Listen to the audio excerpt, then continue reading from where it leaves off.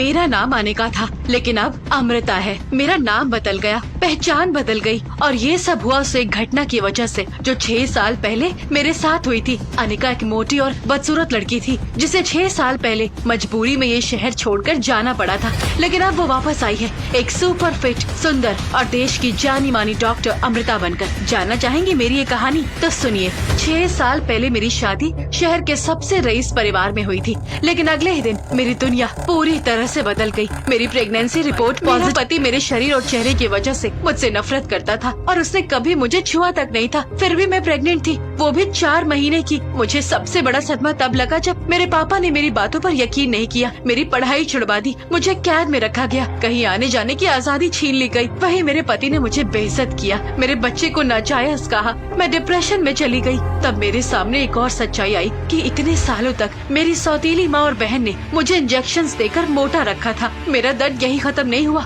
Delivery वाली रात मेरे साथ किसी ने एक और साजिश रची। मैंने उस रात जुड़वा बच्चे को जन्म दिया था, लेकिन किसी ने मेरे बेटे को मुझसे अलग कर दिया। मेरी बेटी रिया अब 6 साल की हो गई है। वो मुझसे अक्सर अपने पापा का नाम और छोटे भाई के बारे में पूछती है, पर मैं इसका क्या जवाब दूं? मैं उसी का पता लगाने अब वापस आई हूँ। मैं वो पुरानी अनिका नहीं रही, अब मैं अमृता हूँ और मैं सारे सवालों का जवाब लेकर रहूंगी। मेरे इस नए रूप से तो मेरे एक्स हस्बैंड ने मुझे नहीं पहचाना है। वही मेरे पापा ये जानते हैं कि मेरा बेटा कहाँ है, लेकिन उन्होंने ये बताने के लिए मेरे सामने एक नई शर्त रख दी है। कैसे मानूं मैं उनकी वो अजीब शर्त? पर मुझे मेरा बेटा चाहिए। मुझे जानना है कि उसे गायब किसने करवाया था, किसकी वजह से मैं प्रेग्नेंट हुई थी और कौन है इन सब के पीछे। आप भी जानना चाहेंगे ना मेरी कहानी?